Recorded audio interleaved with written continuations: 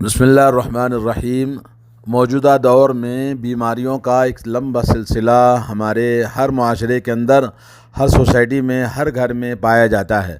تو اس سلسلے میں مشکلات اور مصائب تو ہر جگہ موجود ہیں، مگر علاج معالجے کے لیے اسلام میں مباح جائز چیزوں سے علاج کرنا اسلام میں حلال ہے، پاک ہے، اور اس میں کوئی خرابی نہیں ہے۔ لیکن اسلام جو چیزیں مباح نہیں ہیں یا جو چیزیں اسلام نے حرام قرار دی ہیں، حرام چیزوں سے علاج کرنا اسلام میں حرام ہے۔ تو حرام چیزوں کے استعمال دوا میں ہو یا کسی بھی چیز میں استعمال کرنا بھی وہ حرام ہے، جیسا کہ آپ حدیث ہے حضرت ابو ہریرہ رضی اللہ تعالیٰ عنہ سے روایت ہے، نبی کریم صلی اللہ علیہ وسلم کی حدیث، نہا رسول اللہ صلی اللہ علیہ وسلم عن الدواء الخبیث، نبی کریم رسول اللہ صلی اللہ علیہ وسلم نے بطور علاج خبیث یعنی حرام اشیاء کے استعمال سے منع فرمایا ہے۔ یہ حدیث صحیح ابو داؤد کے اندر کتاب الطب کے اندر موجود ہے۔ اسی طرح ترمذی کے اندر بھی حدیث آئی، صحیح حدیث ہے۔ جی، ایک دوسری حدیث ہے صحیح مسلم میں، طارق ابن سوید رضی اللہ تعالیٰ عنہ فرماتے ہیں، انہ سأل النبی صلی اللہ علیہ وسلم عن الخمر فنہاہ او کرہ ان یصنعها فقال انما اصنعها للدواء فقال انہ لیس بدواء ولکنہ داء۔ حضرت طارق بن سوید جعفی رضی اللہ تعالیٰ عنہ نے رسول اللہ صلی اللہ علیہ وسلم سے شراب کے متعلق سوال کیا تو آپ صلی اللہ علیہ وسلم نے اس سے منع فرمایا اور یہ بتایا کہ یہ ناپسندیدہ چیز ہے۔ تو حضرت طارق نے عرض کیا کہ یا رسول اللہ، میں اس سے دوا بناتا ہوں۔ تو نبی کریم صلی اللہ علیہ وسلم نے فرمایا، یہ دوا نہیں ہے بلکہ یہ تو بیماری ہے۔ تو یہ صحیح مسلم کی حدیث اور اسی طرح سے دوسری کتب حدیث کے اندر بھی یہ حدیث آئی ہے، جس میں صاف طور پر شراب یا الکوہل جو پوری طرح سے جس کو دوا کے طور پر کوئی پیتا ہے، جیسے مغربی ممالک کے اندر لوگ شراب پیتے ہیں دوا کے طور پر، یعنی ان کو گرمی چاہیے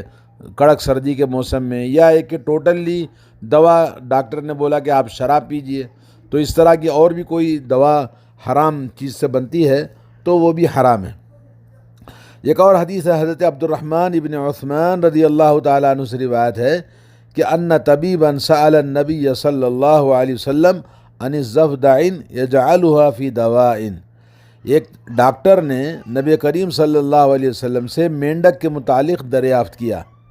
کہ مینڈک کو وہ دوا میں ڈالا جا سکتا ہے یا نہیں، تو نبی کریم صلی اللہ علیہ وسلم نے اسے قتل کرنے سے منع فرمایا ہے، اور یہ حدیث صحیح حدیث ہے۔ اور اسی طرح سے حضرت عبداللہ بن مسعود رضی اللہ تعالیٰ عنہ فرماتے ہیں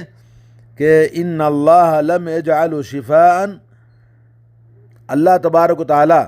بلا شبہ تمہاری شفا ان اشیاء میں نہیں بنائی ہے جنہیں تم پر اللہ نے حرام کیا ہے، فیما حرم علیکم، یعنی جو چیزیں اللہ تبارک و تعالیٰ نے حرام کی ہیں ان میں اللہ نے انسانوں کے لیے شفا نہیں رکھی ہے۔ یہ حدیث صحیح بخاری کی ہے۔ بلا شبہ اللہ تبارک و تعالیٰ نے ہمارے لیے جو چیزیں حلال کی ہیں شرعی اعتبار سے ان کے لیے دوا کے طور پر استعمال کرنا، جیسا کہ آج کل بیماریوں میں بہت ساری چیزیں جو کہ جڑی بوٹیوں کی عود الہندی ہے اور جی سنا مکی ہے یا اس طرح کی اور بھی چیزیں حلال ہیں جڑی بوٹیوں کی، وہ سب حلال ہیں۔ حرام اشیاء کے ساتھ علاج کرانا اور عقلی اعتبار سے بھی ناپاک اور گندہ ہے، شرعی اعتبار سے بھی اس طرح کی جو صحیح احادیث سے منع کیا گیا ہے اس کو استعمال کرنا حرام ہے۔ عقلی اعتبار سے اس طرح کہ اللہ تبارک و تعالیٰ نے حرام چیز کو اس کے خبائث کی وجہ سے حرام کیا ہوا ہے، تو اس کی خباثت کی وجہ سے جب حرام ہے تو اس کے اندر شفا نہیں ہو سکتی۔ شیخ صالح الفوزان کہتے ہیں حرام چیز کو بطور دوا استعمال کرنا جائز نہیں ہے، خواہ وہ چیز کھانے والی ہو یا کچھ اور، یا مثلاً شراب اور نجاسات وغیرہ جو آدمی پینے کے لیے استعمال کرے یا کھانے کے لیے استعمال کرے، بہرحال یہ سب حرام ہیں۔ حرام چیزوں میں جو حصی طور پر ہم دیکھتے ہیں وہ تو حرام ہیں، جیسا کہ ابھی آپ نے سنا۔ بعض چیزیں جیسے کہ حرام ہیں، جیسے تعویذ، گنڈا، یا ایک دھاگا، یا جھاڑ پھونک، یا مزاروں درگاہوں پر کوئی تبرک، بھئی یہ کھانے سے، یہ پینے سے، اس درگاہ کے پاس پانی لے کر آنے سے، جی وہاں سجدہ کرنے سے، یا ایک کسی زیارت کرنے سے، وہاں فاتحہ نیاز دلانے سے شفا ملتی ہے، تو یہ سب شرک اور حرام چیزیں ہیں جس سے شفا نہیں ہوتی ہے، بلکہ اللہ رب العالمین کے ساتھ گناہ کبیرہ اور شرک اکبر کی وجہ سے وہ انسان اور بھی بیماریوں میں ملوث ہوتا ہے۔ لیکن علاج کے لیے دم کرنا جائز ہے، جیسا کہ حضرت عائشہ رضی اللہ تعالی عنہ فرماتی ہیں کہ ان النبی صلی اللہ علیہ وسلم کان ينفث على نفسه في مرضه الذي قبض فيه بالمعوذات فلما ثقل كنت انا انفث عليه بهن وامسح بيد نفسه لبركتها۔ فرماتی ہیں کہ نبی کریم صلی اللہ علیہ وسلم اپنے مرض وفات میں معوذات پڑھ کر پھونکتے تھے، پھر جب آپ صلی اللہ علیہ وسلم کے لیے یہ عمل مشکل ہو گیا تو میں آپ پر دم کرتی تھی اور برکت کے لیے آپ صلی اللہ علیہ وسلم کا ہاتھ آپ کے جسم پر پھیرتی تھی۔ صحیح بخاری کی حدیث ہے جی۔ ایک اور حدیث ہے، حضرت جابر رضی اللہ تعالیٰ عنہ سے روایت ہے کہ رسول اللہ صلی اللہ علیہ وسلم نے فرمایا، نہا رسول اللہ صلی اللہ علیہ وسلم عن الرقى فجاء آل عمر بن حزم فقالوا یا رسول اللہ انه كانت عندنا رقية نرقي بها من العقرب۔ رسول اللہ صلی اللہ علیہ وسلم نے شرکیہ دم کرنے سے منع فرمایا۔ آج جو بہت سارے لوگ ہیں نظر بد کا علاج کرتے ہیں الٹے سیدھے الفاظ کہہ کر، الٹی سیدھی چیزوں سے، یہ سب حرام ہیں۔ اور جیسے میں نے کہا، دھاگا، تعویذ، گنڈا، کسی بابا، کسی جاہل آدمی کے پاس جا کر جو اس طرح سے جھاڑ پھونک کراتے، سب حرام ہیں۔ چنانچہ عمر ابن حزم کے گھر والے آئے اور انہوں نے کہا، یا رسول اللہ صلی اللہ علیہ وسلم، ہمارے پاس ایک دم ہے جس کے ساتھ ہم بچھو کے ڈسے کو دم کرتے تھے، حالانکہ آپ صلی اللہ علیہ وسلم نے دم کرنے سے منع کیا ہے۔ انہوں نے آپ صلی اللہ علیہ وسلم پر وہ دم پیش کیا، یعنی وہ کیا پڑھتے تھے وہ پیش کیا۔ آپ صلی اللہ علیہ وسلم نے فرمایا، اس دم کرنے میں کوئی حرج نہیں پاتا، تم میں سے جو شخص اپنے بھائی کو فائدہ پہنچا سکتا ہے وہ اسے ضرور پہنچائے۔ یعنی ایسی چیزیں جس کے اندر کوئی شرک نہ ہو، کوئی ایسی بدعت نہ ہو، کوئی ایسی چیز نہ ہو جو جیسے بعض لوگ تنتر منتر پڑھتے ہیں جس میں شیطانی نام ہوتے ہیں، شیطانی چیزیں ہوتی ہیں، الٹے سیدھے الفاظ ہوتے ہیں، ایسا نہیں ہونا چاہیے۔ تو باقی اگر کوئی آدمی اس طرح سے ٹوٹکے کرتا ہے جس سے فائدہ پہنچتا ہے تو کرنے میں کوئی حرج نہیں ہے، لیکن شرک اور بدعت والی یا بدعقیدگی کی چیزیں نہیں ہونی چاہیے۔ دموں اور دعاؤں کے ساتھ علاج جائز ہے جب کہ وہ شرک سے پاک ہوں۔ جی، شرکیہ دموں سے اجتناب بہت ضروری ہے۔ حضرت عوف بن مالک اشجعی رضی اللہ تعالیٰ عنہ سے روایت ہے، کننا نرقی فی الجاہلیت فقلنا یا رسول اللہ کیف تری فی ذالک۔ حضرت عوف بن مالک رضی اللہ تعالیٰ عنہ فرماتے ہیں کہ ہم جاہلیت میں دم کیا کرتے تھے، ہم نے دریافت فرمایا کہ اے اللہ کے رسول صلی اللہ علیہ وسلم، آپ اس بارے میں کیا کہتے ہیں؟ تو نبی کریم صلی اللہ علیہ وسلم نے فرمایا، تم مجھ پر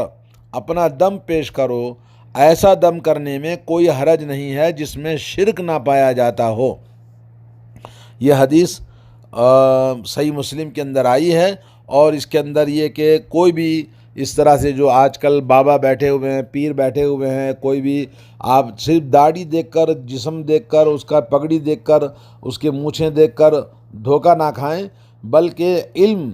قرآن کا سنت رسول اللہ کا جاننے والا ہو، شرعی اعتبار سے وہ باعمل ہو، اور وہ انسان قرآن و سنت کی دعائیں پڑھ کے دم کرتا ہو تو اس کے پاس دم کرانا جائز ہے، ورنہ جو آج کل لوگ دم کرواتے ہیں وہ سب حرام ہے، جائز نہیں ہے۔ شرکیہ امور سے بعض اوقات بیماری دور بھی ہو جاتی ہے، جیسے حضرت عبداللہ بن مسعود رضی اللہ تعالیٰ عنہ کی بیوی حضرت زینب بیان کرتی ہیں کہ عبداللہ بن مسعود میرے گردن میں ایک دھاگا دیکھا تو انہوں نے دریافت کیا کہ یہ دھاگا کیا ہے؟ میں نے کہا کہ دھاگا ہے جس پر دم کر کے مجھے دیا گیا ہے۔ زینب کہتی ہیں کہ عبداللہ بن مسعود نے دھاگے کو کاٹ دیا اور ڈانٹا کہ تم آل عبداللہ کے گھر میں شرک سے مستغنی ہو، یعنی گھر میں ہمارے شرک نہیں ہونا چاہیے۔ میں نے رسول اللہ صلی اللہ علیہ وسلم سے سنا ہے کہ آپ نے فرمایا بے شک دم کرنا اور من کے ہڈیاں وغیرہ لٹکانا اور جادو کرنا یہ سب شرک ہے۔ اور حضرت زینب کہتی ہیں میں نے اعتراض کیا کہ آپ یہ بات کیسے کہتے ہیں، حالانکہ میری آنکھ میں شدید درد ہوتا تھا، میں فلاں یہودی عورت کے پاس جاتی، جب وہ دم کرتا تو وہ درد رک جاتا تھا۔ عبداللہ رضی اللہ تعالیٰ عنہ نے کہا یہ تو شیطان کا کام ہے، وہ اپنا ہاتھ آنکھ پر مارتا ہے اور جب وہ دم کیا جاتا ہے تو وہ آنکھ پر ہاتھ مارنے سے روک جاتا ہے، یعنی شیطان تکلیف پیدا کرتا ہے جسم میں، جیسے بعض لوگوں کو پیر میں درد ہے، ہاتھ میں درد ہے، وہ جاتا ہی نہیں ہے، لیکن جب درگاہ پہ جائیں گے، کسی مزار پر جائیں گے، کسی بابا کے پاس جائیں گے، دم کرائیں گے شرکیہ، تو وہ درد تکلیف شیطان کیا کرتا ہے، روک لیتا ہے۔ تو حضرت عبداللہ بن مسعود نے کہا تجھے تو اتنا ہی کافی تھا کہ تو دعا کرتی جیسا کہ رسول اللہ صلی اللہ علیہ وسلم دعا کرتے تھے، اللہم مذہب الباس رب الناس اشفی انت الشافی لا شفاء الا شفاءک شفاء لا یغادر سقما۔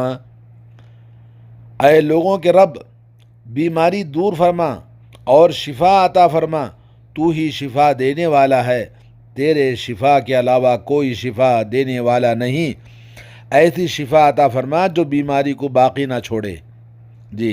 یہ حدیث سنن ابن ماجہ میں صحیح حدیث ہے۔ یعنی حضرت عبداللہ بن مسعود رضی اللہ تعالیٰ عنہ کی حدیث میں شرکیہ جو غیر مسلم سے ہو، یا کسی، آپ کو پتہ ہے کہ مندروں میں بیٹھ کر بھی لوگ دم دارو کرتے ہیں، تو اسی طرح سے درگاہوں پہ بیٹھ کر جو دم دارو کرتے ہیں، یا صوفی ازم کے لوگ ہیں، یا یہ کہ احمد رضا خان بریلی کے لوگ ہیں، یا یہ کہ جو بعض شرکیہ دھاگے یا دھاگے پر دم کر کے دھاگا ناپتے ہیں، یا یہ کہ کالا لال دھاگا، جیسے ایک مولانا کو دیکھا کہ وہ فَبِأَيِّ آلَاءِ رَبِّكُمَا تُكَذِّبَانِ سورہ رحمان پڑھتا ہے اور دھاگے پر گھاٹی لگاتا ہے، اور جب وہ گھاٹی ایک فَبِأَيِّ آلَاءِ رَبِّكُمَا تُكَذِّبَانِ تو پورے سورے کے اندر 31 مرتبہ ہے، 31 مرتبہ 31 گھاٹی لگا کے اس کو دم کر کے دیتا ہے، بولے یہ قرآن کا دم ہے۔ تو لوگوں نے اب ہم سمجھتے ہیں کہ بھئی یہ تو قرآن پڑھ کے دم کیا ہے، حالانکہ قرآن پڑھتا ہے مگر عمل شیطان کا ہے، کیونکہ گاٹھی لگانا شیطانی عمل ہے۔ اور اللہ کے نبی صلی اللہ علیہ وسلم نے جب آپ کو جادو کیا گیا تھا تو آپ کو اللہ تعالیٰ نے جو جادو تھا وہ گاٹھیوں والا تھا، تو گاٹھی لگانا شیطانی عمل ہے، جادو والا عمل ہے، جیسا کہ وَمِن شَرِّ النَّفَّاثَاتِ فِي الْعُقَدِ، اے اللہ میں پناہ مانگتا ہوں ان جادوگرنیوں سے جو گاٹھ مارتی ہیں، گاٹھیاں لگاتی ہیں۔ تو گاٹھ لگانا شیطانی عمل ہے، جادو کا عمل ہے، تو یہ شرکیہ عمل ہے۔ تو یہ مولوی صاحب لوگوں کو دھوکہ دیتے ہیں، مفتی صاحب، کہ وہ فَبِأَيِّ آلَاءِ رَبِّكُمَا تُكَذِّبَانِ قرآن پڑھتا ہے اور گاٹھی لگاتا ہے، اور اللہ کے نبی صلی اللہ علیہ وسلم کی حدیث ہے جو فجر کی نماز میں نہیں اٹھتا ہے تو اس کے لیے شیطان اس کے اوپر 3 گاٹھیں لگاتا ہے، تو گاٹھی کھل جاتی ہے جب صبح کی نماز کے لیے اٹھتا ہے اور وضو بناتا ہے، اور جب وضو بنا کر جب وہ دعا پڑھتا ہے اشہدو ان لا الہ الا اللہ، تو دوسری گاٹھی کھل جاتی ہے، اور تیسری گاٹھی کھل جاتی ہے جب وہ نماز پڑھ کے السلام علیکم ورحمۃ اللہ فارغ ہوتا ہے، تو اس کی تیسری گاٹھی کھل جاتی ہے، حشاش بشاش اللہ کا نور لے کے واپس آتا ہے۔ تو اس طرح سے معلوم یہ ہوا کہ گاٹھ لگانا یہ شیطانی عمل ہے۔ آپ دیکھیں گے مردوں کے گلوں میں، بچوں کے گلوں میں، جس کے پاس بھی دھاگا لا کے ڈالا ہے کہیں سے بھی تو اس میں گاٹھیاں ہوتی ہیں، تو یہ سب شیطانی اور جادو کا عمل ہے۔ علامہ ابن عثیمین رحمۃ اللہ علیہ فرماتے ہیں کہ حدیث مذکور میں جو حضرت عبداللہ مسعود کی حدیث ہے کہ ایسا دم جس کے متعلق شرع میں کچھ موجود نہ ہو، یعنی شریعت سے ثابت نہ ہو، خواہ وہ مباح کیوں نہ ہو، ایسا دم کرنا شرک ہے۔ یعنی جب تک قرآن اور سنت سے ثابت نہ ہو، نبی سے ثابت نہ ہو، تو وہ درود پڑھنا، دم کرنا یا جتنے بھی ٹوٹکے کرتے ہیں یہ سب کا سب شرکیہ اعمال ہیں، ان سے بچنا چاہیے ہمارے معاشرے کو۔ اللہ تعالی ہم سب کو ہر طرح کے اس طرح کے شرکیہ اعمال سے محفوظ رکھے۔ السلام علیکم ورحمۃ اللہ وبرکاتہ۔